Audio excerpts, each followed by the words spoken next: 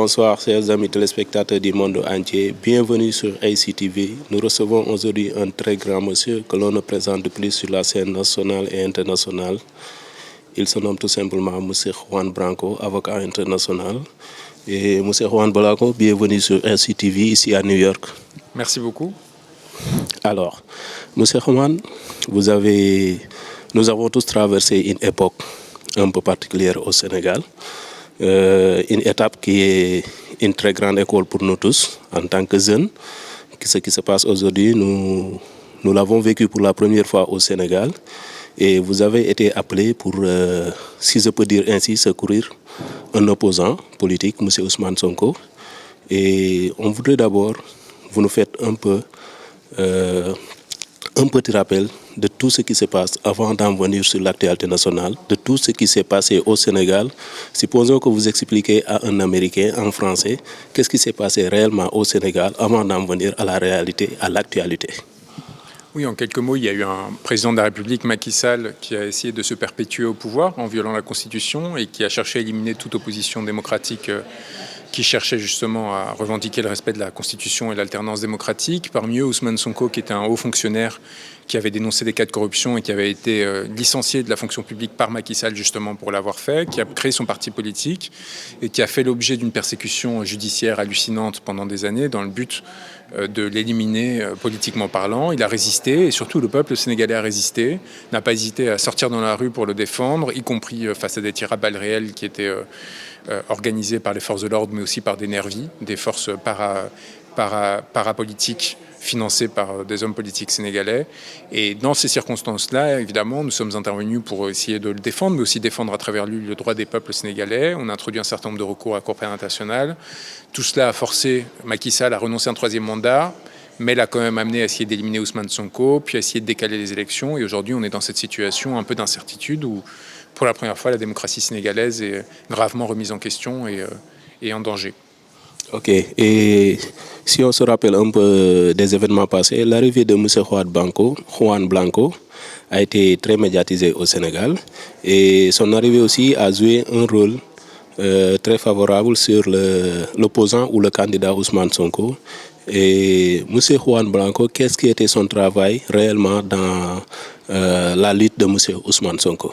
Il était double. Tout d'abord, essayer de protéger Ousmane Sonko face aux différentes initiatives judiciaires qui étaient prises par le gouvernement sénégalais pour essayer de l'éliminer. Donc un travail d'avocat classique devant les différentes instances aux côtés de mes confrères. Il faut se souvenir qu'on était un collectif de 20 avocats parmi les plus prestigieux du Sénégal, mais aussi du continent africain, avec des confrères qui venaient du Burkina Faso, dont un est aujourd'hui détenu. D'ailleurs, j'aimerais avoir une pensée pour lui, Hervé Cam.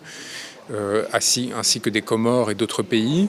À l'intérieur du barreau du Sénégal, des gens extraordinaires comme Clédor Cirelli, Cheikhou Rechiba, Bamba Cissé.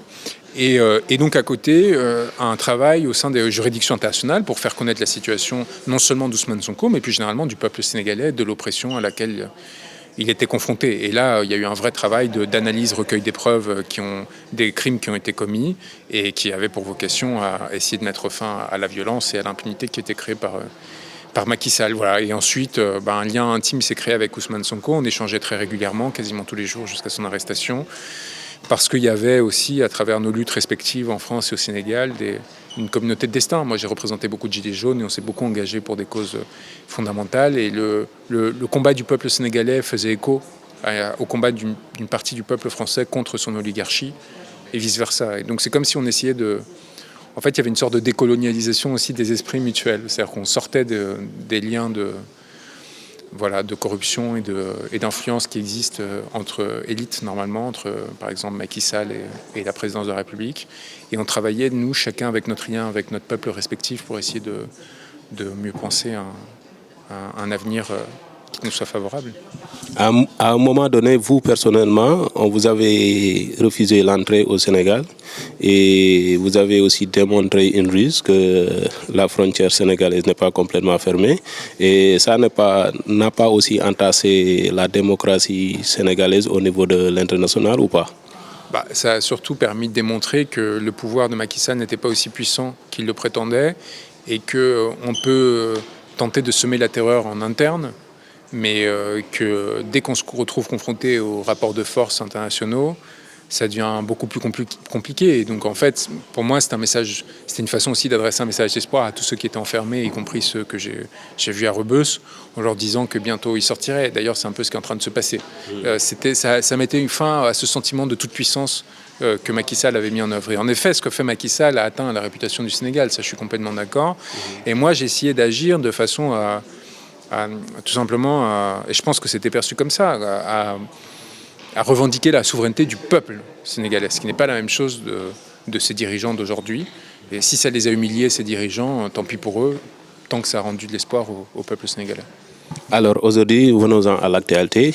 Nous venons d'assister à ce que le président appelle le dialogue national et le gros morceau est sorti. On va vers l'amnistie des détenus. Il a dit que dès mercredi prochain, d'ici après-demain, il va présenter le projet d'amnistie à l'Assemblée nationale et tous les faits qui se sont passés entre 2021 et 2024 pourraient être amnistiés. Et si tel est le cas, quelle est la responsabilité de l'actuel gouvernement au Sénégal et les faits que toute la communauté internationale a un œil sur ça et voit bien ce qui s'est passé au Sénégal et comment vous qualifiez là ce projet d'amnistie qui va se passer ultérieurement plus tard au Sénégal?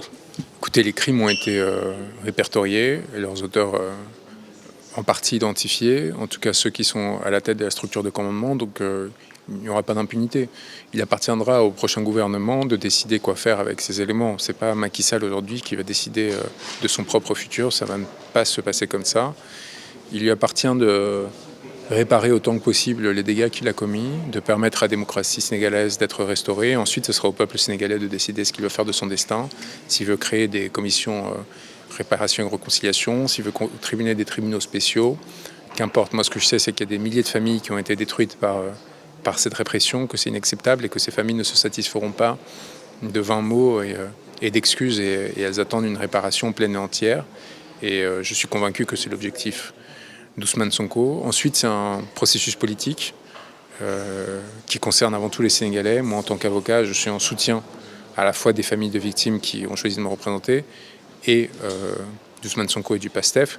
Donc, je les appuierai dans la direction qu'ils... Et sur quoi basez-vous pour dire concrètement qu'il n'y aura pas d'impunité?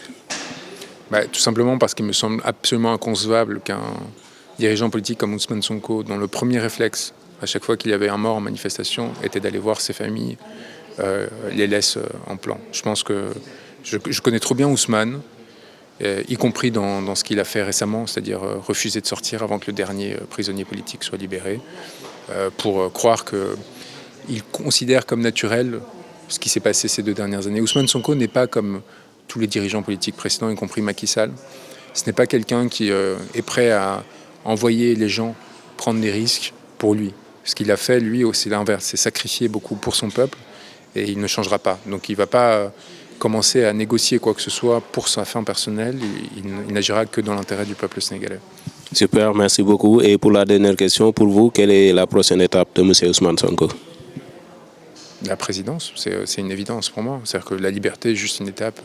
D'ailleurs, je pense qu'il vit très naturellement sa détention aujourd'hui parce qu'il sait très bien que ce qui lui arrive est le plus important, c'est-à-dire changer le destin d'un pays qui a été violenté par ces dernières années et qui a besoin maintenant de retrouver un sens et un destin et réinaugurer avec la dignité extraordinaire qu'il a toujours caractérisée. Donc voilà, moi je pense que la volonté du peuple sénégalais doit être respectée et cette volonté, elle m'apparaît comme assez claire aujourd'hui, c'est la présidence d'Ousmane Sonko. Merci beaucoup, M. Juan Branco. Nous sommes très heureux de vous recevoir ici à New York, à Columbia University, où vous avez délivré une excellente conférence. Et chers amis téléspectateurs du monde entier, nous avons l'honneur de vous présenter un petit extrait de une interview, un petit extrait avec M.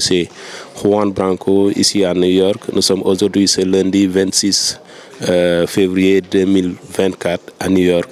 Merci et à très bientôt. Merci.